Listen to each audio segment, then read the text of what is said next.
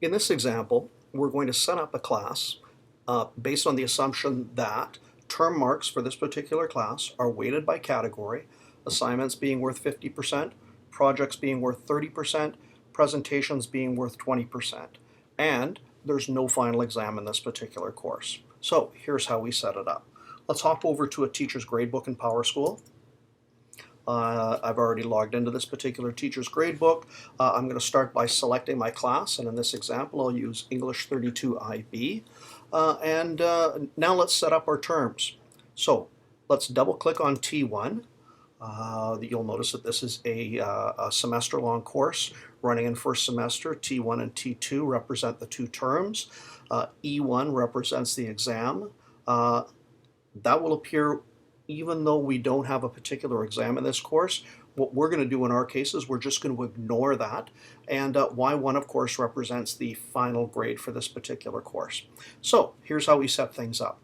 We're going to start by, like I said, double clicking on T1 to bring up our grade setup for T1, and we're going to calculate T1 not based on total points. Of course, total points is where I just take all of the assignments that have been entered in my gradebook, I total up the total value of those assignments, and the mark is calculated by the number of points the student earned over the total points possible. Well, we're not going to set it up that way. We're going to set it up using our categories, which we had indicated were going to be assignments at 50%, projects at 30%, presentations at 20%.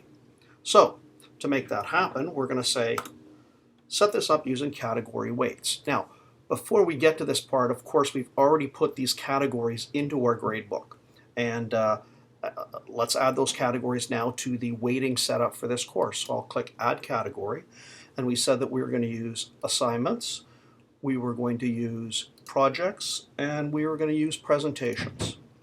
So I will add those three categories to this particular course. And now I want to weight them. When you're weighting these categories, make sure the weighting for the categories adds up to 100. So we'll start with assignments, and assignments are going to be worth 50%. We said that presentations were going to be worth 20%, and the projects were going to be worth 30%, thereby totaling 100. Okay, and now I want to save that, and I've created my grade setup for Term 1. Now, watch what happens when I click Term 2 for this course. Term 2, all of a sudden the calculations for Term 2 are different.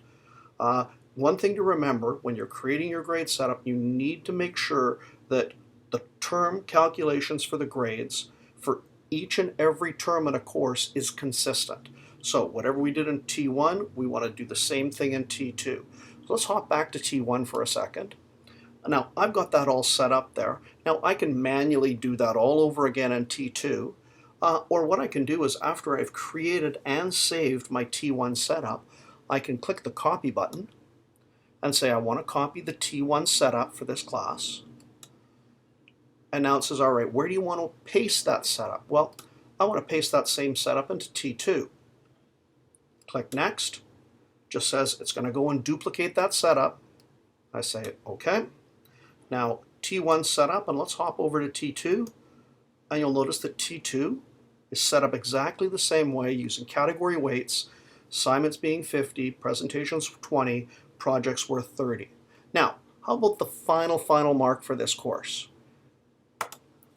Well, the final mark is based on whatever mark the student earns throughout the two terms, because of course there's no exam in this particular grade.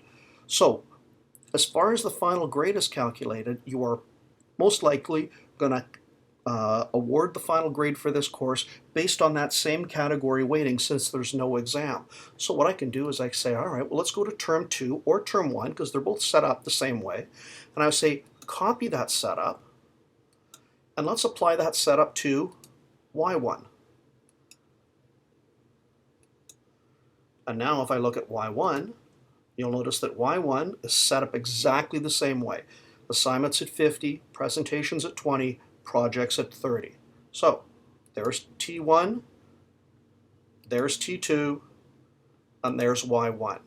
Now the question I get sometimes is, well, what do we do about E1? E1 we completely ignore. You're not going to put any grades in there at all. E1 is there if you have an exam in your course, and if you don't have an exam in your course, you're just going to ignore E1 altogether. So as far as setting this course up, based on our assumptions that there is 3 categories for weighting: assignments, projects, and presentations, and the course has no final exam, this particular course is ready to go.